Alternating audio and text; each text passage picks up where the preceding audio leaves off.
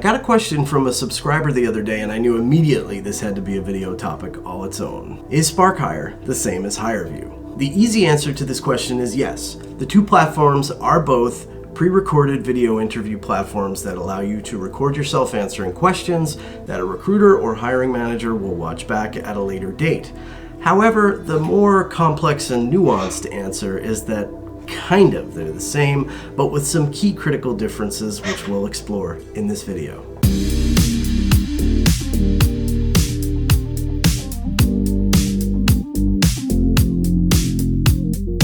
Darren D here. Welcome back to another exciting and awesome episode of the Ramblin' Recruiter, the channel that seeks to help you find the job of your dreams. I help job seekers on YouTube find that dream job. I've been a recruiter for nearly 20 years now, and in that time I've learned a thing or two about hiring and getting hired. I know what works, I know what doesn't work, and I'm here to share what I know with you. If that sounds good, subscribe and click that notification bell so you're the first to know anytime a new video is posted. So Hirevue and Spark Hire, what are the differences? What are the similarities? The easy answer is they're the same thing. They both create platforms on which you can do a one-way video interview to make a determination whether or not you should progress forward in the recruitment process. On that score, the two are identical.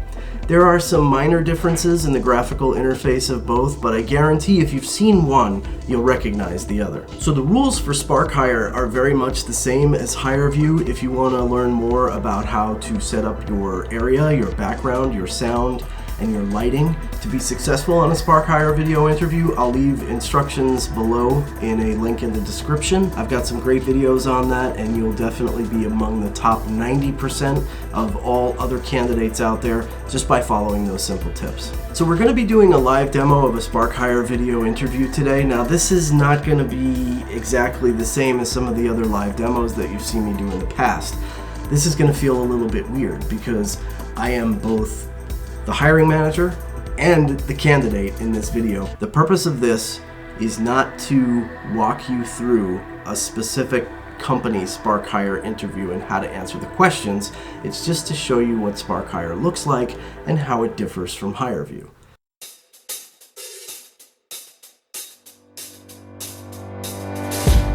Welcome to Spark Hire's Candidate Bootcamp. In this resource center, you'll find tons of content and videos dedicated to your video interviewing success. If you're like most candidates, this is probably your first time doing a video interview, so we've compiled our top tips to help you prepare. So before you head into your interview, browse around this section of our site and learn how to knock your video interview out of the park. Good luck, you're going to do great.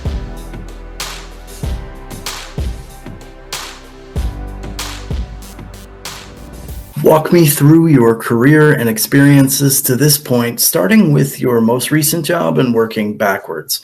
Don't worry about getting too hung up on all the details, but rather try to focus on your accomplishments over your duties and responsibilities.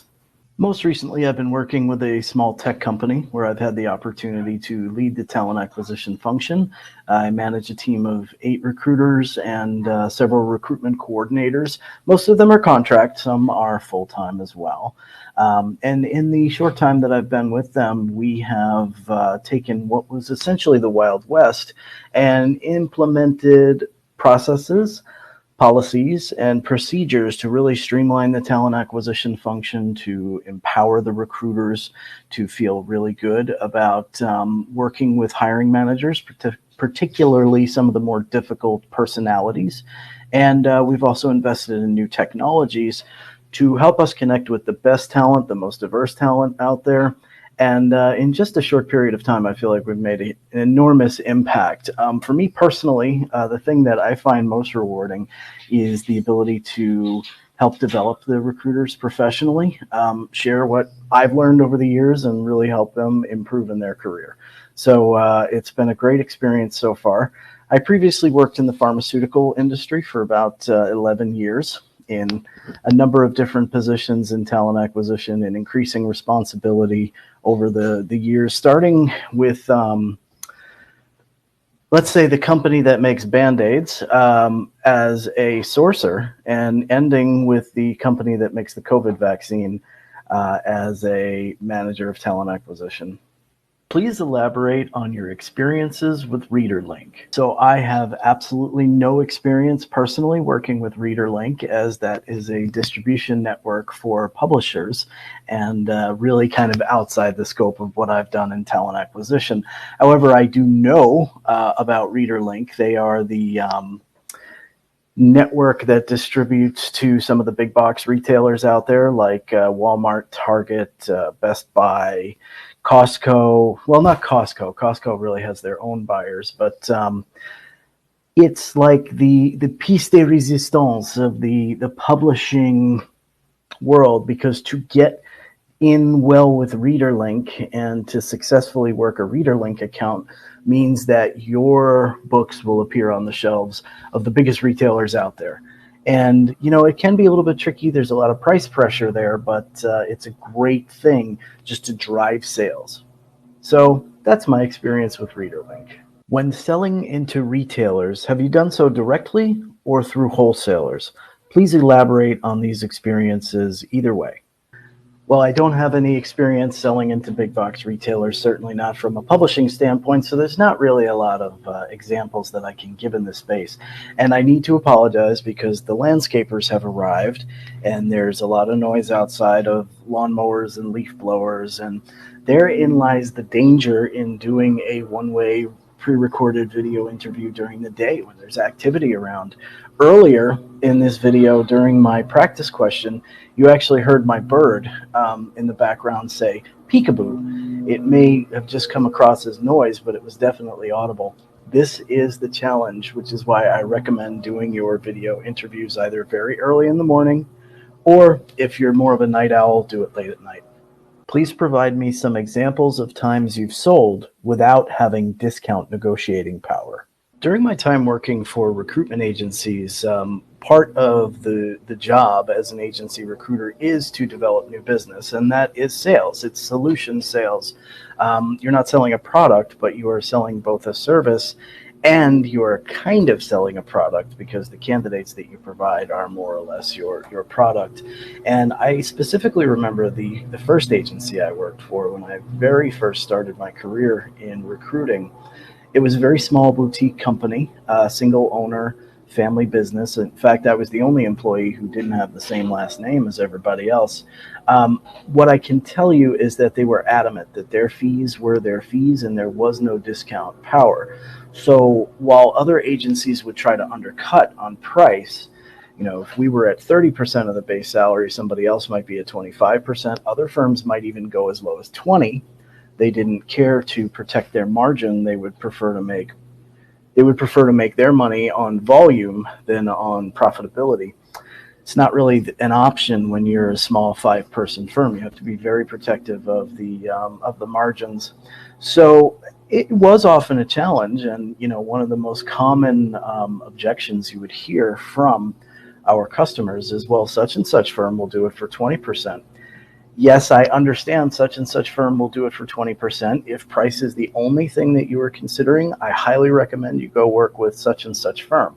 However, if quality is what you are looking for, if an extended guarantee period is what you're looking for, and a firm that will stand behind every single candidate, they've met every single candidate they presented in person, and will give you a 6-month money-back guarantee, then I highly recommend that you work with us. So, yes, somebody out there is always willing to beat you on price. If price is the only negotiating point, it can be difficult. You may lose more often than you win. However, I have found that it is definitely possible to sell on quality of service, stand behind the product that you're selling, and just remind customers that in life, you get what you pay for. Please provide me some examples of times you've dealt with ambiguity in the workplace and demonstrated flexibility to adapt to changing priorities. Having spent so many years working in the pharmaceutical industry, I'm very accustomed to ambiguity and changing priorities. In fact, it's one of the hallmarks of pharmaceuticals is that they're always in some state of reorganization or change. Again, apologies for the landscaper. This is the danger in doing this in the middle of the day. If you're hearing a lawnmower, I am sorry. One of the more recent experiences was during my time with the very large pharmaceutical company that created the first COVID vaccine. We went through a period of change whereby we divested about a third of the business very soon after I started with that company. So there were between 5,000 and 7,000 employees that were off-boarded in a very short period of time. So that created a lot of ambiguity and a lot of heavy lifting from an HR standpoint to get those individuals off-boarded and then onboarded to the company that bought that division. But even more recently than that, I worked specifically in the recruitment of veterans and people with disabilities. This is a government mandated thing, so it has a lot of attention and focus on it, and resources directed to it to help make that easier. Unfortunately, events in our country happened that kind of changed the focus of diversity and inclusion away from veterans and people with disabilities to other groups of individuals, particularly people of color, which meant that a lot of the resources that I had, in essence, money that I had to focus on partnerships, started to peel off and go in other directions. And that certainly didn't make my job any easier, but it actually was a good exercise, because it turns out that if you can think creatively, there are a lot of low cost, no cost options out there. Sometimes they require a little bit more effort. Sometimes they're just as good as the options you pay for. So I'm certainly no stranger to ambiguity.